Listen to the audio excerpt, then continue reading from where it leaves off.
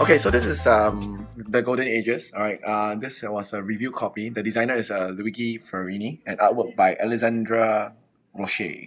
It's by Quined Games. This is a 2014 release, and what the game is about is it's kind of like a civilization building game, and I think there's a bit of a 4X involved. As you do explore the map. The map will grow as the game progresses through the 4 eras. You do have research as well as technology that you need to research on your player board.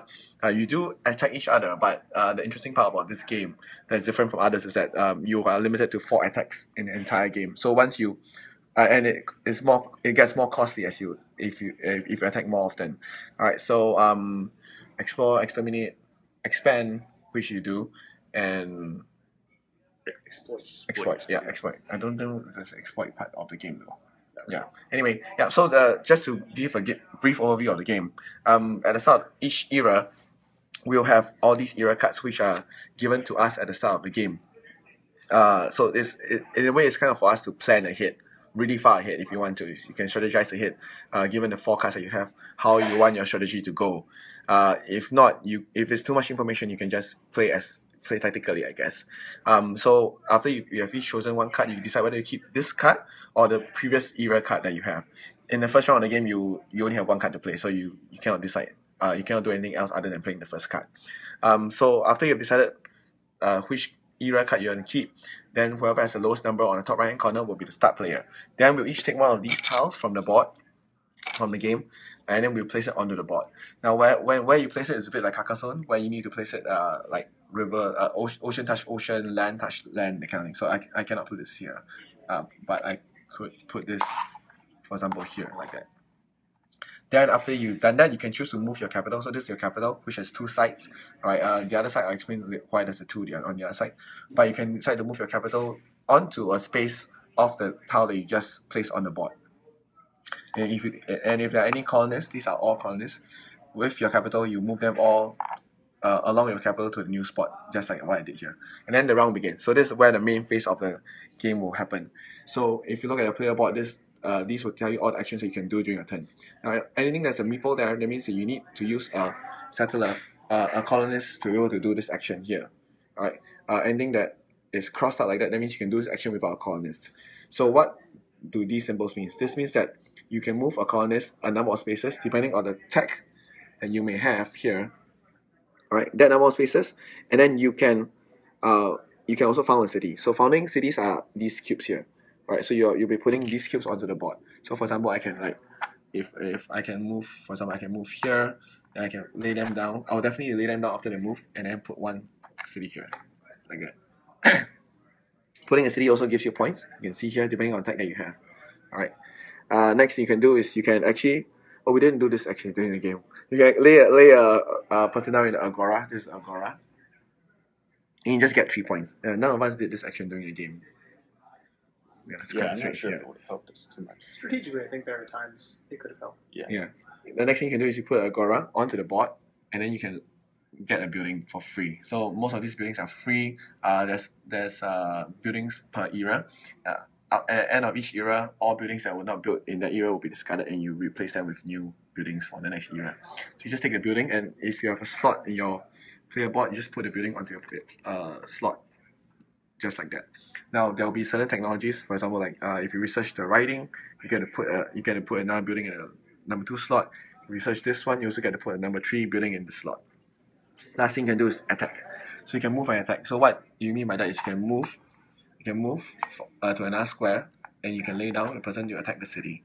Now, as mentioned previously, when you attack, you need to pay the money depending on where you are. So if I did not attack previously, I need to pay $3.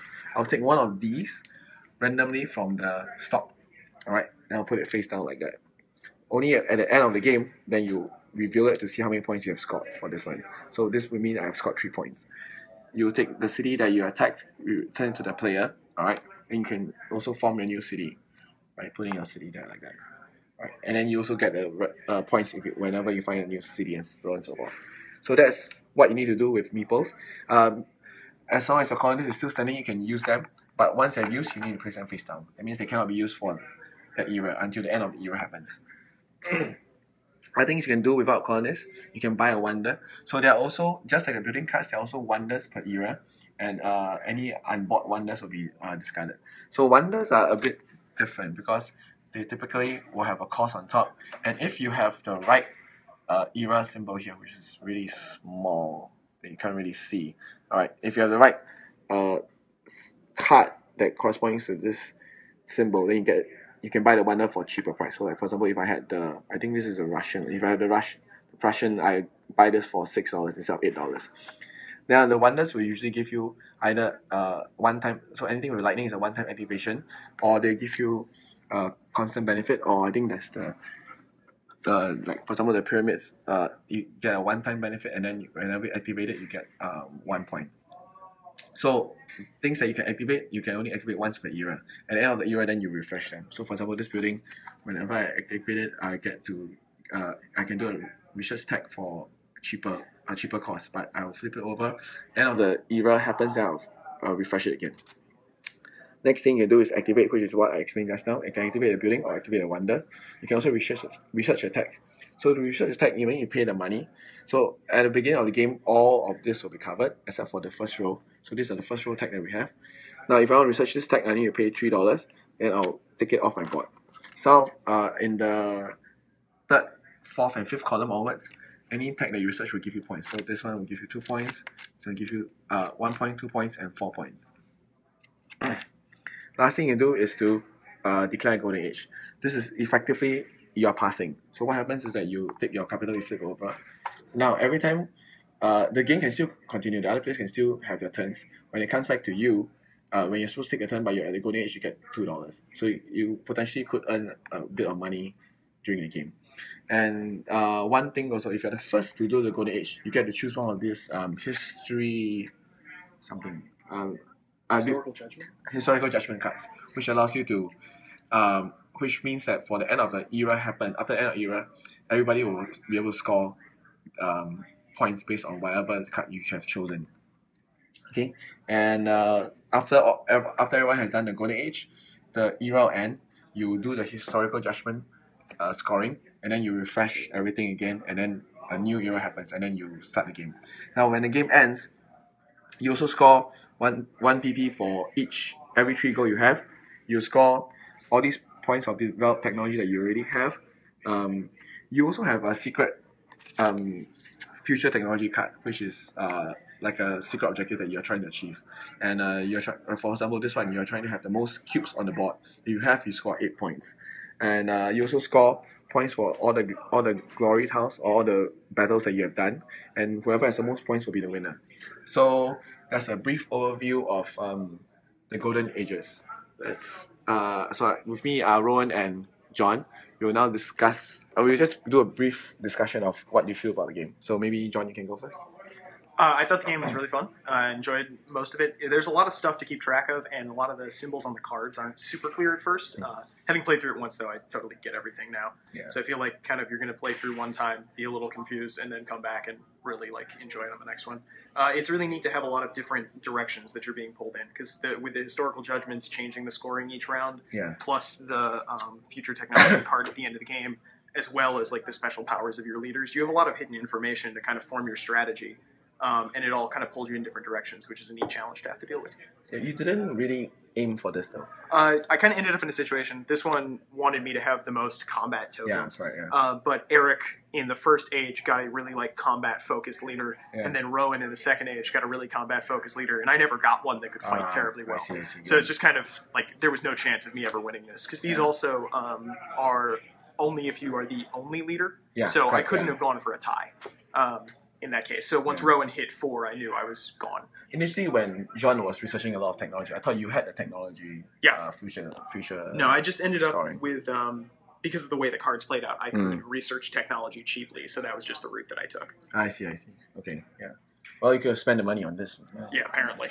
Well, I mean, the thing is, though, as long as Rowan's going for 4, I never won that. Right. Yeah, Rowan, what do you think about it? I liked it. I thought it was really fun, too. I also liked how quickly it played. A lot of these games, I think, can drag on a little bit. Yeah, usually the 4 axes. And this didn't, yeah.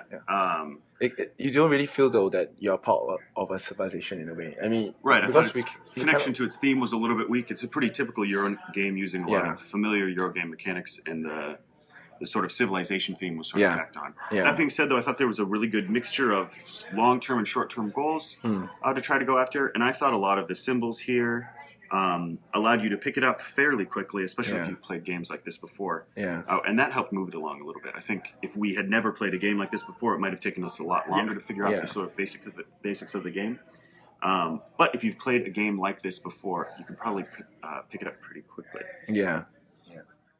Yeah, and so I personally feel that the game is fairly easy to teach. I mean, it wasn't so difficult to teach you all, even though I was just reading through the rules and just teaching them on the fly. And I mean, the rules is very like it's like 2 pages, right? 2-3 pages, and the player aid that they provided with all the definitions of all the cards is very, very helpful. So it's a very, very useful thing that they did. Setup is a bit fiddly at the beginning. You need to shuffle this, set the thing, etc. But it's not too bad. I do like the fact that the fact that your capital kind of moves around. You can choose the capital move around. Is a bit odd.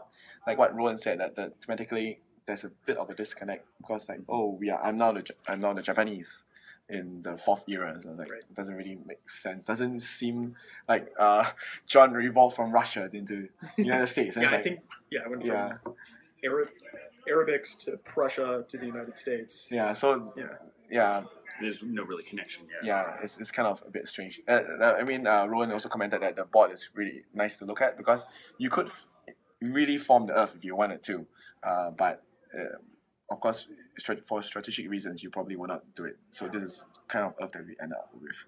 The attacking part is also kind of weird. It's like I mean, there's no randomness, there's no rolling dice to see whether we win the attack or not. So it's a very Euro style game. I do like it a lot. I wouldn't say it's like one of the best games I played in 2014, but I would say that it is a fairly good game that I would definitely recommend it. You should get it. So I think that's all. You have any other comments you want to say? Yeah, all right. So thanks to Quined Games for this review copy, and so this is Golden Ages. Thanks for watching.